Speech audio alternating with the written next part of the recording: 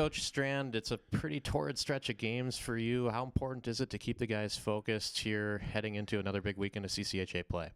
Yeah, I think the stretch is good. The rhythm has been a lot of games, obviously, battle through enough on the injury front, but I'll give the guys credit. We just got off the ice, and there's an excitement about being to the rink every single day. There's a love and passion for each other, and that keeps growing. Open it up for some questions. If you guys have a question, raise your hand or indicate somehow. Don Westfall. Coach, I'll be the guinea pig to ask the dangerous question right off the top. How do you guard against a level of any side of complacency this year? Again, looking at the standings, human nature from a fan perspective might be to look at this one. It's like, oh, we're home. We're on a good run here. We should have this one. And you and I both know it's not quite that easy, but how do you guard that within the team as far as stuff you do in practice or stuff that maybe tips off your hand that you might be sensing a little concern in that area? Yeah, you're always. I think your house is built on sand a bit, so you're always a little worried about where it's eroding and what it looks like. I think our guys have responded with practice hard. There's a little bit of rest that you got to catch in, but at the same time, you want to make sure they stay sharp and focused. You've got school, finals, the whole deal going on. So,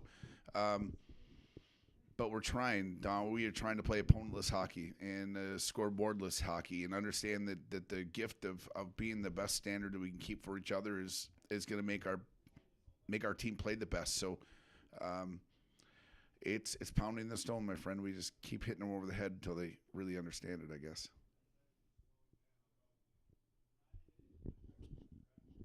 Tristan Lemire seems faster the last couple of weeks, and he gets Player of the Week, rewarded with a couple of goals on the road.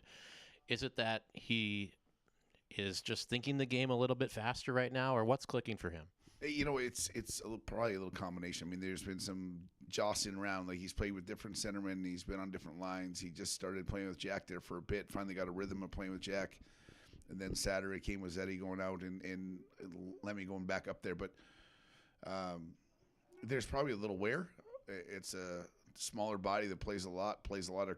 He's a very usable player as a coach. So, but I do think he's back to full strength a little bit. Like, he was down, out, sick, a little bit of everything going on, kind of silently pointing. But now I think his game has kind of come back in a lot of ways. When you looked at him to come into the fold this year, what parts of his game did you like? Was there a player that you could compare him to? The parts that I liked him back in Dubuque. I liked him back pre-college. He's played on very, very good teams and been with very good lineups. Was looking for situations that could maybe exploit the offense that he has in his game and his complete game. We had that opportunity here, so you're hoping that jump, that stick, that nosiness for offense. He's got is an excitable player to coach every day. Matt Dean. Yeah, hey Luke. Just kind of following up on that, like we talked last week about Tristan and a couple of the other guys that you brought in as transfers. You've mentioned going back and looking at the video of them from their juniors career. Is that typically like your first touch point where you guys want to go back and look at what types of players these guys were earlier in their career? Because you've had several that have come in that have college hockey experience, but have been maybe third or fourth line guys in other teams. So how much do you weight like the recent college performance and go back to a little earlier in their career when you're trying to think about how it's going to translate to them becoming Mavericks? Oh boy, I think it's a lot to unpack. There's the reason we like to go back that far. A lot of those guys were premium players on their teams at that level, and were having opportunities to be premier players at that level on their teams respectively. So they were getting probably moments and minutes and situations that we were kind of looking for that to be the case here. And then everyone in hockey's got a catalog of players. You go to a game, I get that he's committed to X, Y, Z, wherever, but you're still writing reports on players to making sure if that player became available, like these would be. So we definitely have a list of guys, a hit list that's out there that if that's a page that gets turned, that we have very high interest in because of past, and that is our job. I think our job is to track and trend players where they came from and where they're going to. Back to Don. I'm going to sneak in one more on Tristan. I went back a year ago at this time and looked, and you had 5 guys with 5 goals leading your team last year. Now, we knew of Grohl and Isley, Maverick. Pitlick came in, highly heralded. He had 5 as well. Here's a guy in Tristan Lemire who's already got 8, so he's surpassed all of them at this point. Obviously, he comes in with a winning pedigree, but are you surprised with how fast he's been able to acclimate and get involved on the offensive side of the game for you? I think that's how hungry he was, Don, too. Like he was starving for an opportunity. Like he's been and there's the other part. I think that maybe I love the 8 goal part. I guess that caught me off guard when you just said the 5s with 5 goals. The one part I would tell you about Tristan, though, I think he brings great team value. So not only is he a happy camper around here because he gets to dig in and play and be a big part of what we do here, and all the situations he gets used in are different than he's probably been in the past teams he's been on.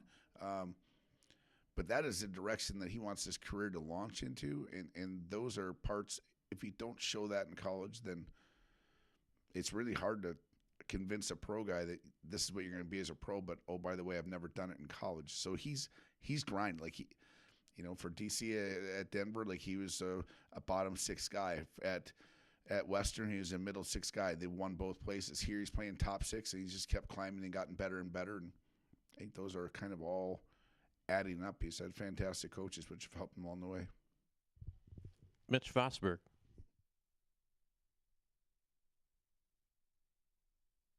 Hey, Luke, any update on Zetterberg? He skated yesterday. He skated today. Lower body, orange yet, meaning he's not full go.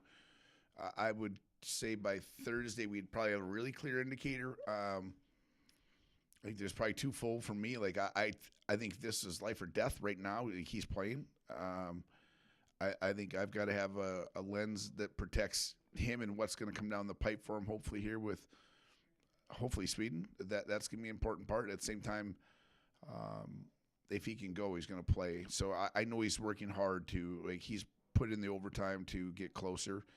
I don't think it was as bad as it first looked. I think it caught him off a shock that he got turned around and twisted up a little bit.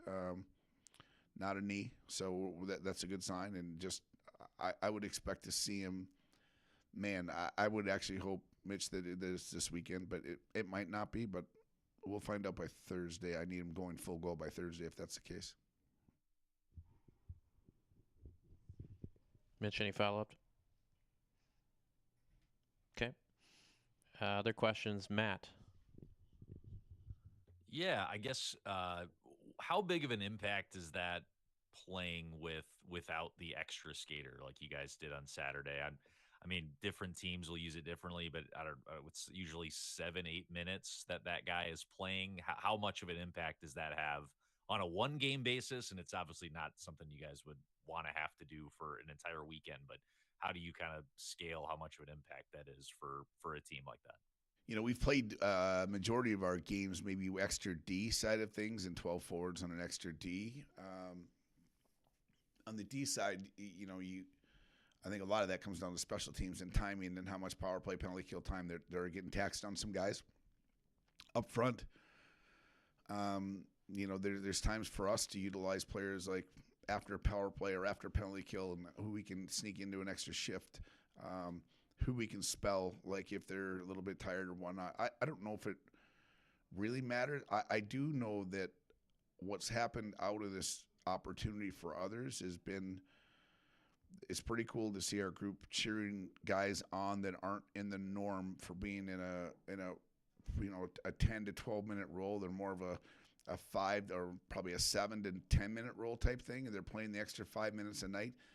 And no one's pouty that they're losing minutes out of the situation. They're actually excited for the guys that are thriving in those moments. So it's a great team moment for us.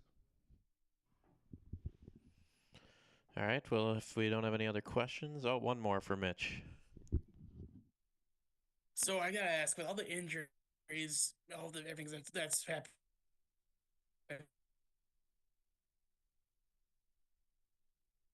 Do you feel like the team can mask kind of some of the injury?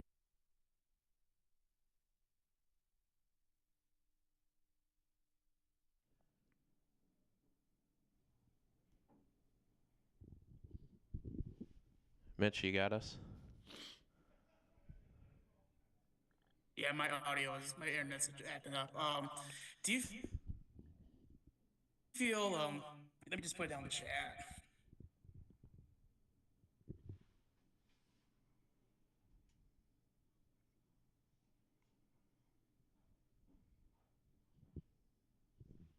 All right, we'll try it via chat here for just a second. Apologies for the delay. Do you believe the team chemistry is helping some of the injury issues?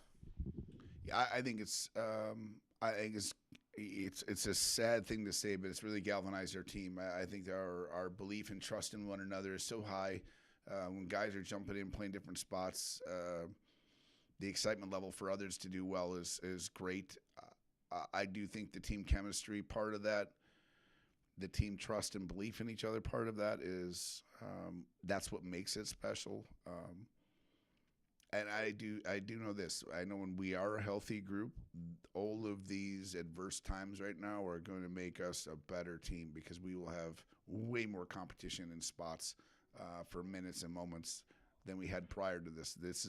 It's really forced my hand in a great way, but it's really, I think, led the guys to believe that they can do their jobs. All right, well, appreciate everyone for joining the call today. Big series this weekend against Ferris State. Hope to see you all there. Thank you, Luke, for the time.